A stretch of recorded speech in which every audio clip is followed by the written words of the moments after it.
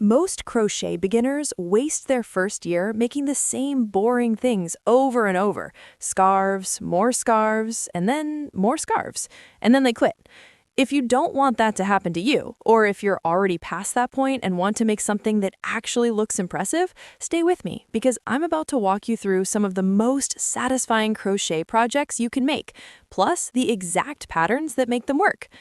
There's one type of project most people skip completely when they're starting out, and it's actually the fastest way to level up your skills.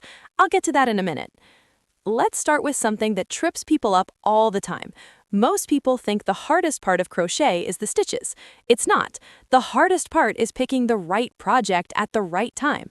Start something too hard and you get frustrated and put everything in a drawer. Start something too easy and you get bored. The sweet spot is a project that teaches you one new thing while using skills you already have. That's exactly what I'm going to help you find today. Okay, so first up, the granny square blanket. I know, you've heard of it. But hear me out, because most people do it completely wrong. The classic granny square is one of the most recognizable things in all of crochet. But the reason it's been around for so long isn't because it's simple, it's because it's secretly one of the best teachers. Every single square teaches you how to work in the round, how to change colors, how to join motifs, and how to manage yarn ends. That's 4 skills in one small project. A single granny square is about 4 to 6 inches wide, depending on your yarn and hook size. Most blankets use anywhere from 30 to 80 of them, depending on the size you want. But here's what most beginners don't realize. You don't have to make them all the same. You can mix up your color combinations or try a solid version with no color changes at all if you want something more modern looking. The classic pattern uses a size 5mm hook with medium weight yarn, sometimes called worsted weight.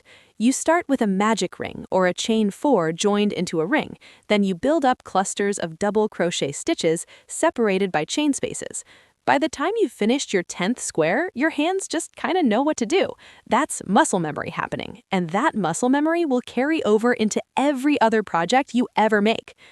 Now let me talk about the project I mentioned earlier, the one most people skip.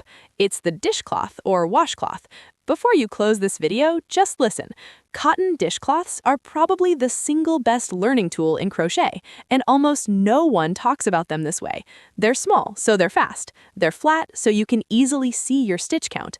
They use cotton yarn, which is a little stiffer than regular acrylic, and that means every mistake is more visible, which is actually a good thing.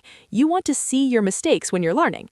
The most popular pattern for a beginner dishcloth is just a simple back and forth in single crochet or half double crochet, working into a chain of about 30 stitches and going for about 30 rows. That gives you a roughly square cloth. But the fun version, the one that starts to feel like real crochet, is the diagonal stitch dishcloth. You start with just 2 chains. You add 2 stitches every row until you hit the size you want, then you decrease 2 stitches every row until you're back to nothing. The finished cloth looks like it has a diagonal stripe going through it, even if you used one solid color. It's genuinely satisfying to make, and you can knock one out in under 2 hours.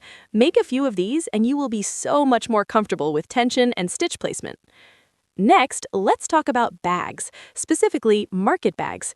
If you've been on any kind of crochet platform in the last few years, you've definitely seen these. They're those stretchy mesh bags that people use to carry groceries or beach stuff, or just show off. They're also genuinely useful, which means you'll actually make them and use them instead of stuffing them in a closet. The best market bag pattern for someone who's moved past beginner level is worked in the round from the bottom up. You start with a magic ring, increase to build a flat circle for the base, then stop increasing and just keep going straight up for the body. The mesh look comes from working chains between your stitches instead of putting stitches right next to each other. The most common stitch pattern is something like single crochet, chain 3, skip 2 stitches, repeat around. That creates open spaces all the way around the bag, and when you put things in it, the bag stretches to hold them. You finish with a set of handles made from long chains or braided strands of yarn attached at the top. The whole thing takes maybe 1 skein of cotton yarn and a few hours. The magic of market bags is that they're one of the first projects that makes non-crocheters say, "Did you make that?" And that feeling is genuinely addictive. Let me now talk about one of the more impressive looking things you can make once you've got the basics down: crochet baskets and bowls. These are the projects that sit on your shelf or counter and make your whole space look more put together. The key ingredient is stiffness, and there are two ways to get it. First, you can use a really thick yarn, sometimes called jumbo or super bulky, with a large hook, around 9 mm or bigger. The fabric you create is already dense enough to hold a shape on its own. Second, and this is the more satisfying method, you can make a basket with regular cotton yarn and then stiffen it with a simple mixture of water and cornstarch or fabric stiffener after it's done. You dampen the finished piece, shape it, and let it dry. The result is a firm, structured basket that looks store-bought. The most common construction for baskets is the same as the market bag. Start flat with a circle for the base, then work straight up for the sides. The stitch that gives you the best structure is single crochet worked through both loops, nice and tight. If you want textured sides, you can use the back loop only for every row on the sides, which creates a horizontal ridge effect that looks really good in person. Now I want to talk about something a little different: wearables. Specifically, beginner-friendly wearables that don't require you to understand garment sizing in a complicated way. The best entry point here is the infinity scarf or cowl. It's basically a large tube of fabric that you wear around your neck. No shaping required, no sleeves, no armholes, nothing complicated. You just join your foundation chain into a ring and crochet in the round until it's as long as you want. The stitch that works best for cowls in terms of drape and look is the moss stitch, which is also called the granite stitch or the linen stitch, depending on where you're reading about it. It's a really simple alternating pattern of single crochet and chains that creates a dense, textured fabric with a beautiful woven appearance. The pattern goes single crochet into the chain space from the row below, chain 1, skip a stitch, repeat. Once you get that rhythm going, it's one of the most meditative stitches you can work.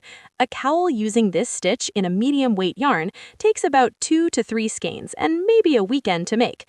The finished item looks like something you'd pay real money for at a boutique. Now let's talk about stuffed animals and amigurumi, because this is where a huge chunk of the crochet community lives, and for good reason.